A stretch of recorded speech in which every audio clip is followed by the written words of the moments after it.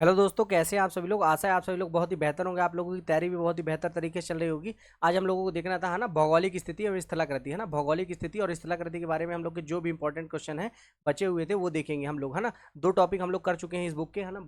Topic कर चुके हैं हम लोग इस बुक के। आज हम लोग तीसरा टॉपिक देखने वाले हैं ना, तीसरा टॉपिक जिसमें स्थलाकृति देखेंगे और भौगोलिक स्थिति देखेंगे। भौगोलिक स्थिति में क्या क्या चीज़ें कहाँ कहाँ पास हैं वो हमको अच्छे से देखना होगा, तभी हम लोग पेपर में बना पाएंगे। क्योंकि देखिए, अब जियोग्राफी का क्वेश्चन जो एमपी का है वो इतना आसान आता नहीं है ना, कॉन्सेप्चुअल आता है। चलिए हम लोग देखते हैं फटाफट। तो आपको पता ही होगा मध्य प्रदेश के यहाँ पास नॉर्थ वेस्ट में क्या है, राजस्थान है। नॉर्थ ईस्ट में आप देखेंगे तो उत्तर प्रदेश है। फिर उसके बाद साउथ ईस्ट में देखेंगे छत्तीसगढ़ है। और सदर्न में देखेंगे तो महाराष्ट्र है। और वेस्ट में देखेंगे तो गुजरात है ना। इस प्रकार से आपको देखने को मिलेगा। अगर बात की जाए मध्य प्रदेश में कर्क रेखा कितने जिलों से होकर जाती है, तो मध्य प्रदेश में कर्क रेखा 14 जिलों से होकर जाती है बेटा, ठीक है ना। अभी हम लोग सारी की सारी चीज़ों के क्वेश्चन आंसर देखने वाले हैं। चलिए देखते हैं। चलिए देखते हैं तो आज के पहले प्रश्न को। आज का पहला प्रश्न है, मध्य प्रदेश के भारत खालिस्तान में भारत में स्थित है। बताना है आपको किस भाग में स्थित है। तो बिल्कुल सही उत्तर होगा भैया, भारत के उत्तर मध्य में स्थित है। भारत के किस भाग में स्थित है? उत्तर मध्य में स्थित है।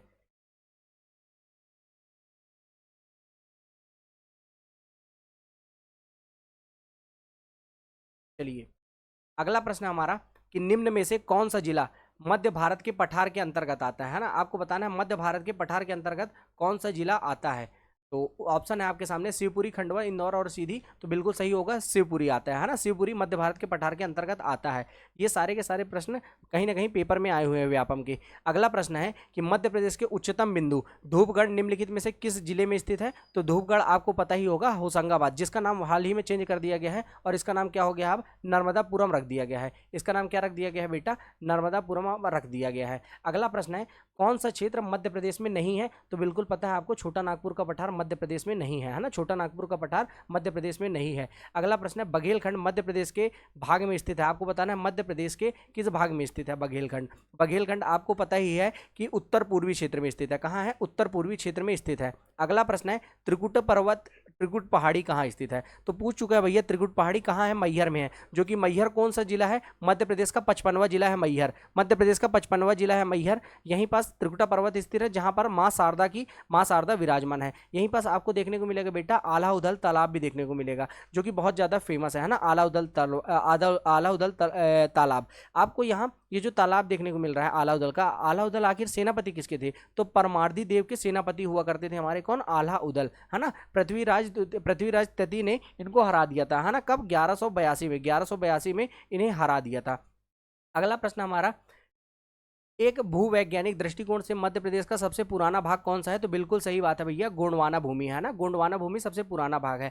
अगला प्रश्न है हमारा कि निम्न में से कौन सा मध्य प्रदेश का प्राकृतिक क्षेत्र नहीं है। तो आपको बताना है कौन सा मध्य प्रदेश का प्राकृतिक क्षेत्र नहीं है। तो आपको पता है पश्चिमी पठार, ये कोई प्राकृतिक क्षेत्र नहीं है ना। जबकि मध्य भारत का पठार भी है प्राकृतिक क्षेत्र, सतपुड़ा मैकाल पठार, मैकाल क्षेत्र भी है, नर्मदा सोन घाटी भी है। ठीक है भैया।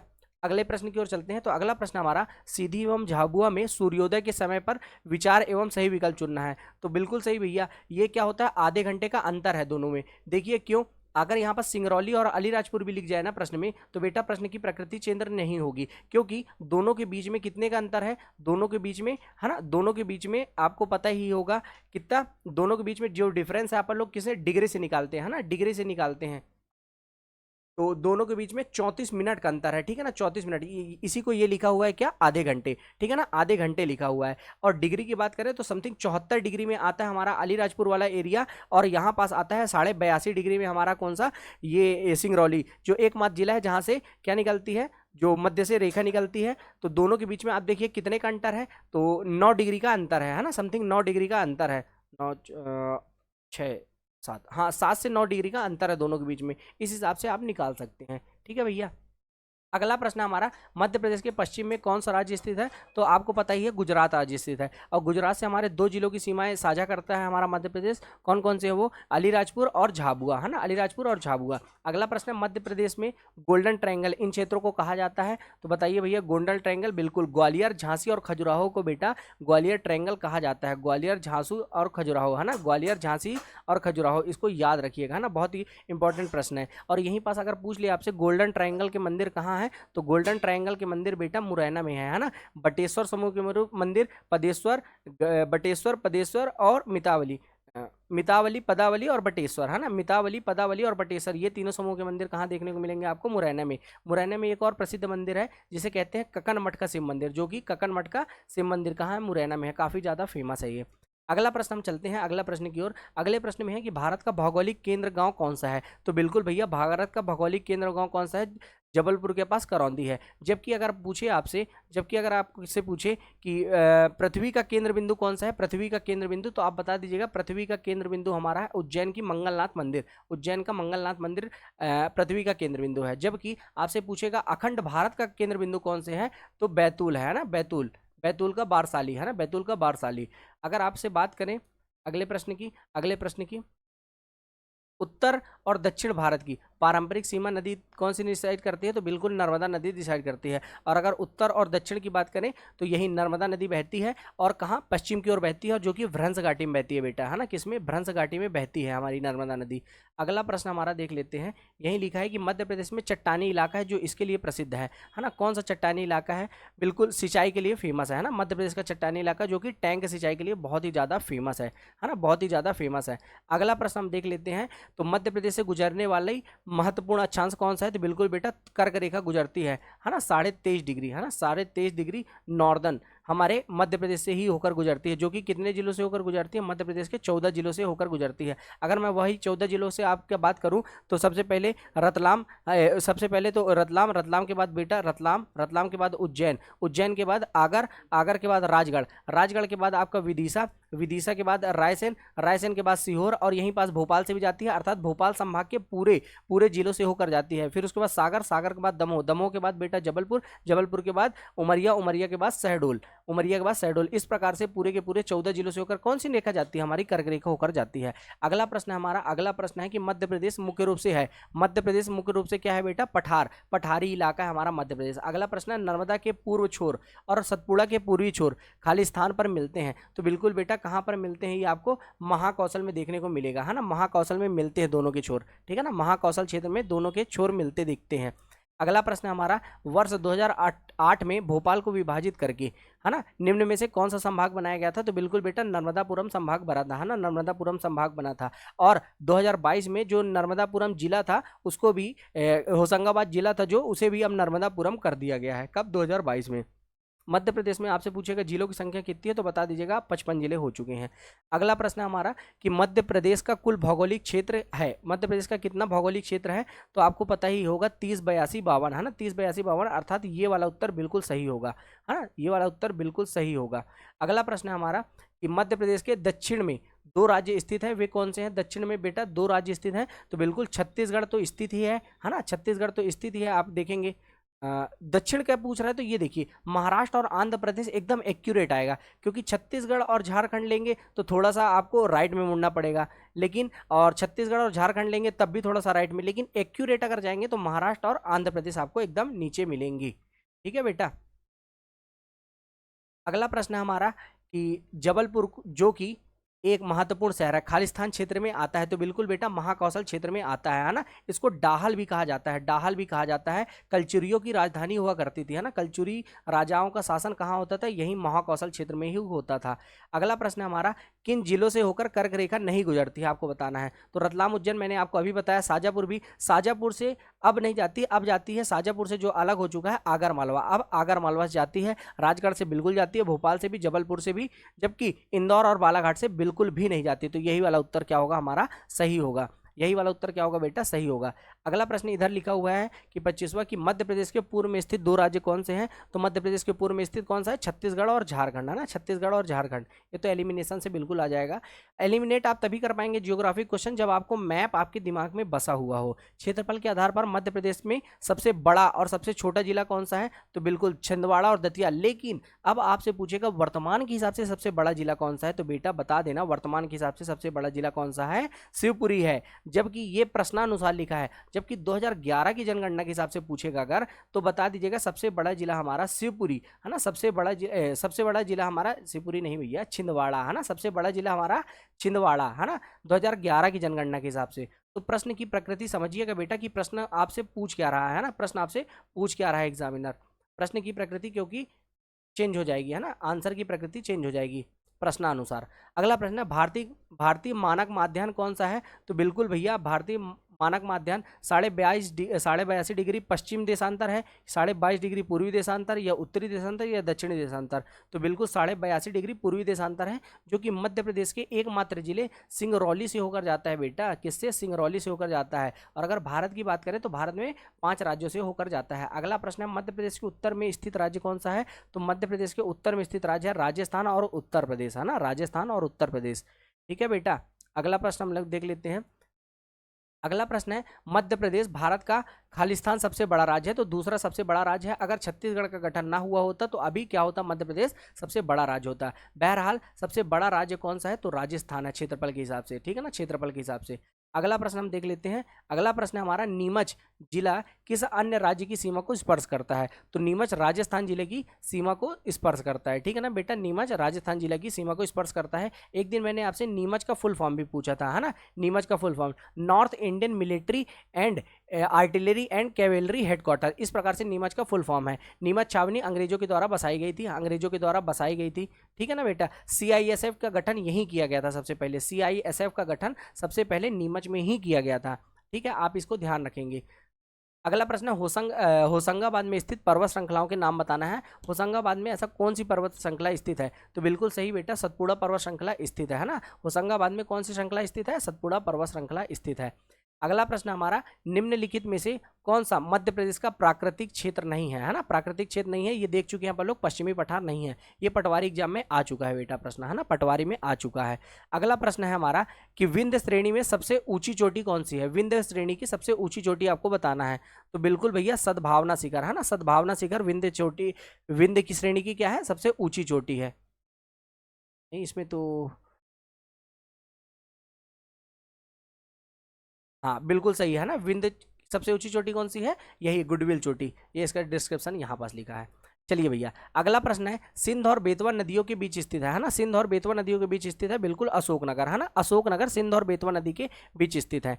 अगर आपसे पूछ ले गुना जिले को समद्विभाजित अर्थात समान दो भागों में विभाजित करने वाली नदी कौन सी है? तो वो भी नदी बेटा सिंध है ना। सिंध नदी ही है जो गुना को समद्विभाजित करती है अर्थात समान दो भागों में बांटती है। अगला प्रश्न है निम्न में से कौन सा शहर विंध्याचल रेंज की पहाड़ियों में घिरा है ना। विंध्याचल रेंज की पहाड़ियों से घिरा है, तो बिल्कुल चंदेरी घिरा हुआ है। चंदेरी पर किसने आक्रमण किया था? हमारे चंदेरी पर आक्रमण में किया था भैया बाबर ने। जब यहाँ का शासक कौन था? मेदिनी राय यहाँ का शासक था। 1528 में बाबर के द्वारा यहाँ आक्रमण किया गया।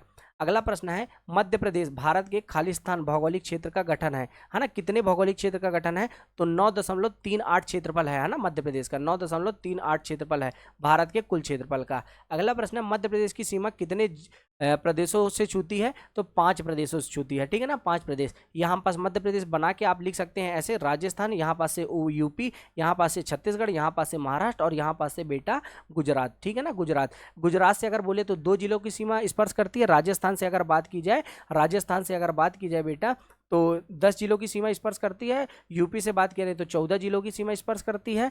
यूपी से 14 जिलों की सीमा स्पर्श करती है। और वहीं छत्तीसगढ़ से बात करें बेटा तो 7 जिलों की सीमा स्पर्श करती है और महाराष्ट्र से 10 जिलों की सीमा स्पर्श करती है। ठीक है।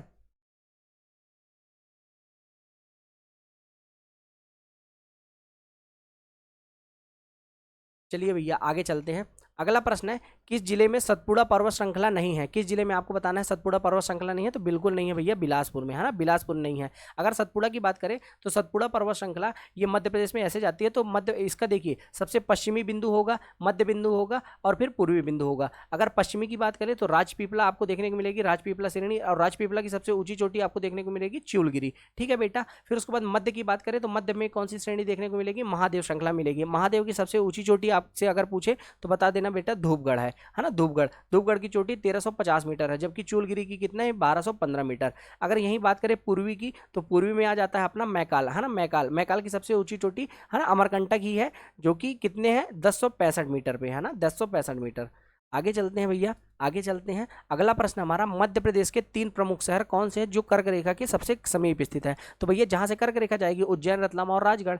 ये एमपीपीएससी में आ चुका है प्रश्न। अगला प्रश्न है जो कि एमपीपीएससी में आ चुका है 1998 में, मध्य प्रदेश के सबसे बड़े 2 जिले कौन से हैं? तो तात्कालिक समय के हिसाब से बस्तर और सरगुजा सबसे बड़े थे, है ना, ये आपसे नहीं पूछेगा आपसे। मध्य प्रदेश के नवनिर्मित जिलों में नहीं आता, कौन सा? बुरहानपुर, क्योंकि बुरहानपुर बहुत ही नवनिर्मित जिलों में नहीं है, तो बिल्कुल बुरहानपुर नहीं आएगा, ठीक है ना। आगे चलते हैं,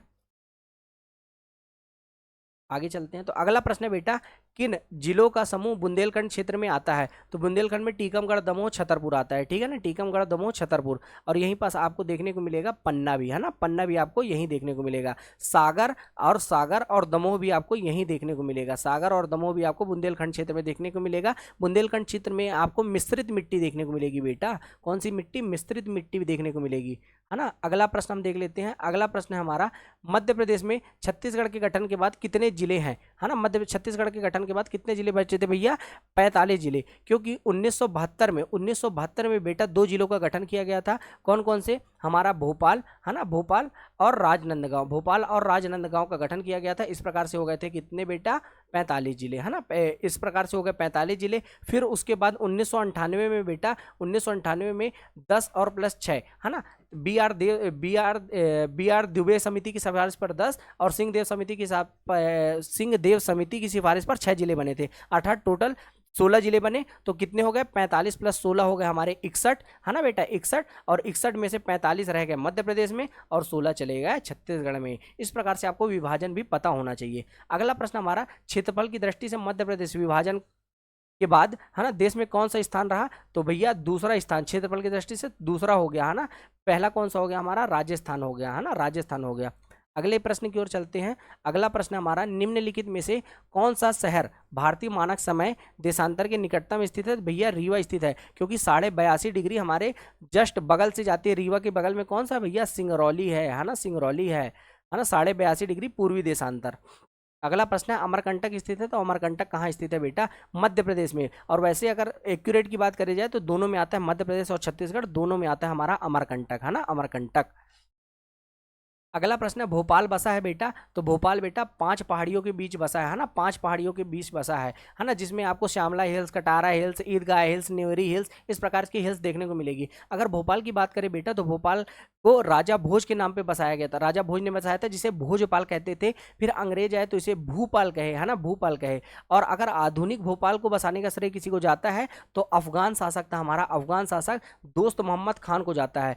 आज़ादी के बाद बेटा हैदराबाद के बाद दूसरी सबसे बड़ी मुस्लिम जो सल्तनत थी ना, रियासत थी, वो कौन सी थी? भोपाल ही थी। अगला प्रश्न है, मध्य प्रदेश का कौन सा क्षेत्र गोंडवाना कहलाता है? तो मध्य प्रदेश का दक्षिण पूर्वी क्षेत्र गोंडवाना कहलाता है। ये 2010 पीएससी में आ चुका है। मध्य प्रदेश में, है ना, 1956 में मध्य प्रदेश का कौन सा क्षेत्र महाराष्ट्र में मिला दिया गया था? तो बेटा विदर्भ जो है महाराष्ट्र में मिला दिया गया था, है ना, विदर्भ में।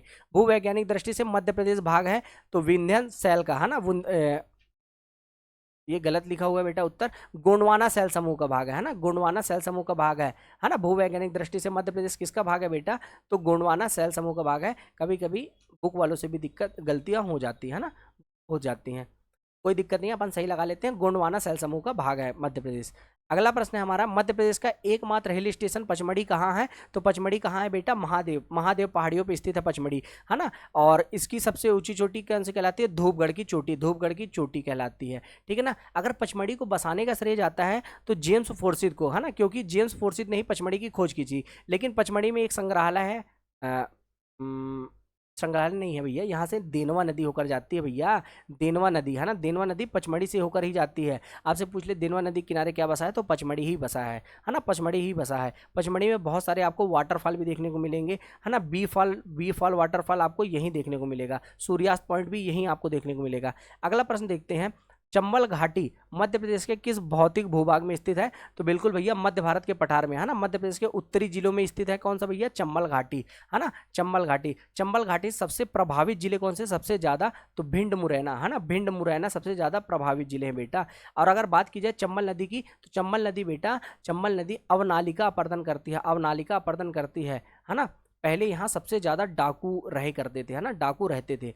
अगली प्रश्न की बात करते हैं। अगला प्रश्न, मध्य प्रदेश के निम्नलिखित स्थानों में से कौन सा एक 80 डिग्री पूर्वी देशांतर में स्थित है? तो भैया ये शक्ति प्रदर्शन था, है ना, शक्ति प्रदर्शन था, एमपीपीएससी 2018 में पूछा गया था, तो जबलपुर स्थित है। अगर आपको बेटा क्लियर नहीं होगा ना जिले की लोकेशन, तो नहीं बना पाएंगे आप क्वेश्चन को। देखिए जैसे 82.5 डिग्री यहाँ जाता है सिंगरौली से, तो आपको यहाँ पास एलिमिनेट करना होगा कि यहाँ पास कहीं आसपास क्या आता है भैया, जबलपुर। अगला प्रश्न है कि निम्नलिखित में से मध्य प्रदेश के किस जिले की सीमा उत्तर प्रदेश को नहीं स्पर्श करती? तो भैया श्योपुर को नहीं स्पर्श करती, है ना, उत्तर प्रदेश को बिल्कुल नहीं करती, क्योंकि देखो बेटा ऐसे बना लो मैप, है ना, तो यहाँ पास आप बनाओगे श्योपुर, श्योपुर इधर आ रहा है, फिर उसके बाद आएगा मुरैना, मुरैना के बाद आएगा भिंड, तो आप देखेंगे यहाँ पास यूपी इधर तरफ है मध्य प्रदेश की, तो और यहाँ पास क्या है, श्योपुर, तो बिल्कुल स्पर्श नहीं करती। अगला प्रश्न है हमारा कि मध्य प्रदेश की सबसे ऊंची चोटी जो धूपगढ़ है स्थित है, कहाँ स्थित है बेटा? तो महादेव पहाड़ियों में स्थित है। अगला प्रश्न है मध्य प्रदेश का कौन सा जिला गुजरात और राजस्थान राज्यों की सीमा को छूता है? तो भैया गुजरात और राजस्थान दोनों की सीमा को झाबुआ छूता है। आपको मैं बता दूं जानकारी के लिए, गुजरात को छूने वाले दो जिले हैं, एक है अलीराजपुर और दूसरा है झाबुआ। तो झाबुआ बेटा ऊपर है और अलीराजपुर जस्ट उसके नीचे है।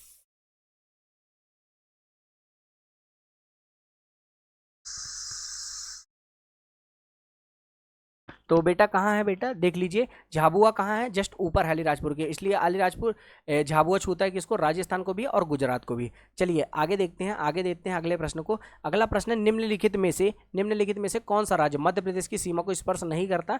तो बेटा उत्तराखंड मध्य प्रदेश की सीमा को बिल्कुल भी स्पर्श नहीं करता है। अगला प्रश्न है खालिस्तान मध्य प्रदेश के साथ अपनी सीमा साझा नहीं करता है ना, तो बिहार बिल्कुल मध्य प्रदेश के साथ सीमा साझा नहीं करता है, ओनली 5 ही स्टेट करते हैं, मैं आपको शुरू में बता चुका हूँ। अगला प्रश्न है मालवा क्षेत्र में सबसे महत्वपूर्ण शहर है? मालवा क्षेत्र में बिल्कुल उज्जैन और इंदौर, है ना, उज्जैन और इंदौर सबसे ज्यादा विकसित शहर है, आपको देखने को मिलेंगे। अगला प्रश्न हमारा कि निम्नलिखित में से कौन सा जिला मालवा क्षेत्र में नहीं आता? मालवा क्षेत्र में बिल्कुल भैया मंडला नहीं आता, जबकि शाजापुर, देवास, रतलाम, है ना, इंदौर, उज्जैन सबके सब आते हैं किसमें, मालवा में, जबकि मंडला किसमें आएगा बेटा आपके, है ना, मंडला आप देखिए इधर दक्षिण तरफ आपको दक्षिण पूर्वी तरफ देखने को मिलेगा, है ना, डिंडोरी मंडला।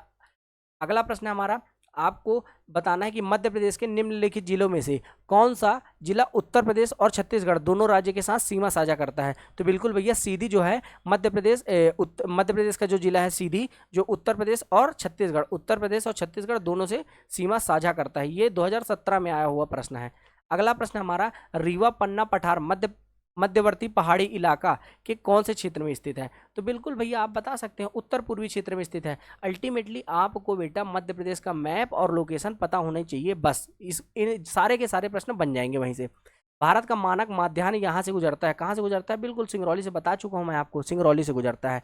अगला प्रश्न है निम्नलिखित में से कौन सा जिला जौरा, सैलाना और पिपलौद के पूर्व रियासतों के क्षेत्र को शामिल करता है? तो देखो बेटा मेरे को भी सिर्फ सैलाना पता था, है ना, सैलाना, और सैलाना अभ्यारण्य आपको रतलाम में देखने को मिलेगा, तो यहाँ पास से प्रश्न एलिमिनेट हो गया। तो सैलाना कहाँ है आपका, रतलाम में है, सैलाना अभ्यारण्य है। जबकि सरदारपुर अभ्यारण्य आपसे पूछेगा तो बता दीजिएगा बेटा सरदारपुर अभ्यारण्य कहाँ है, धार में, धार में। अगला प्रश्न है समुद्र तल से ऊंचाई के उपरोक्त धूपगढ़ की चोटी की ऊंचाई कितनी है? तो आपको पता ही है ना, पता ही है, बार बार मैं आपको बता ही रहा हूँ, 1350 मीटर। अगला है राज्य के केंद्रीय पहाड़ी इलाकों की ढलान किस दिशा की ओर है? केंद्रीय जो पठार है उसकी दिशा कहाँ है, उत्तर की ओर है ना, उत्तर की ओर है, क्योंकि यहाँ पास से आप देखेंगे उत्तर की ओर होने के कारण यहाँ की सारी नदियाँ कहाँ बह रही है बेटा, उत्तर की ओर बह रही हैं, तो इसका ढलान भी कहाँ होगा, उत्तर की ओर होगा। अगला प्रश्न है निम्नलिखित में से जिलों में से आपको बताना है कौन से जिले से अलीराजपुर बनाया गया है? तो झाबुआ से अलीराजपुर बना है। कब बना है बेटा? 17 मई को बना है ना, 17 मई 2008 को बना है। जबकि 24 मई 2008 को क्या बना है बेटा? सिंगरौली बना है। और यही क्या है, मध्य प्रदेश के सबसे पूर्वी और सबसे पश्चिमी जिले। सबसे पूर्वी जिला है हमारा सिंगरौली, जबकि सबसे पश्चिमी जिला क्या है बेटा हमारा? अलीराजपुर। अगला प्रश्न हम देखते हैं। अगला प्रश्न ये बहुत ही अच्छा प्रश्न है कि मध्य प्रदेश के राज्य के अक्षांश का विस्तार कितना है? तो 21 डिग्री 6 मिनट से 26 डिग्री 30 मिनट से बताइए कितना है? बिल्कुल सही उत्तर होगा 21 डिग्री 6 मिनट से 6 मिनट नॉर्थ से 26 डिग्री 30 मिनट नॉर्थ तक है। ठीक है बेटा। और अगर यहाँ पूछ देशांतर कितना है तो 74 डिग्री 9 मिनट से 62 डिग्री 62 नहीं है भैया, ये 82 है। देखिए प्रिंटिंग मिस्टेक है, कितना है? 82 डिग्री 48 मिनट। अगला प्रश्न है मध्य प्रदेश में सबसे उच्च शिखर कौन सा है? तो मध्य प्रदेश में सबसे उच्च शिखर है धूपगढ़ का शिखर, है ना, धूपगढ़ का शिखर है। अगला प्रश्न है हमारा, मध्य प्रदेश राज्य को कितने प्राकृतिक क्षेत्रों में विभाजित किया गया है? तो भैया 9 प्राकृतिक क्षेत्रों में विभाजित किया गया है ना, 9 प्राकृतिक क्षेत्रों में विभाजित किया गया है, जो कि विभाजन से पूर्व था। विभाजन के बाद बोलेगा तो बता दीजिएगा भैया 7 क्षेत्रों में विभाजित किया गया है। जबकि एसपी चटर्जी ने इसको 2 भाग में बांटा है ना, एक तो सेंट्रल हाईलैंड बांटा है ना, मध्य भारत का क्षेत्र बांटा है, मध्य भारत का क्षेत्र, और एक बांटा है पूर्वी क्षेत्र, है ना, पूर्वी क्षेत्र। इस प्रकार से एसपी चटर्जी ने बांटा है, एसपी चटर्जी, जो कि मैं किसका डाटा बता रहा हूँ बेटा, हिंदी ग्रंथ एकेडमी का डाटा बता रहा हूँ। अगला प्रश्न देखते हैं अपन लोग, अगला प्रश्न। तो बेटा ये वाला टॉपिक कंप्लीट हो गया, तीसरा हमारा जलवायु और स्थलाकृतियां। अब देखेंगे हम लोग जलवायु एवं मिट्टी, है ना, जलवायु एवं मिट्टी देखेंगे नेक्स्ट क्लास में। जय हिंद, जय भारत दोस्तों।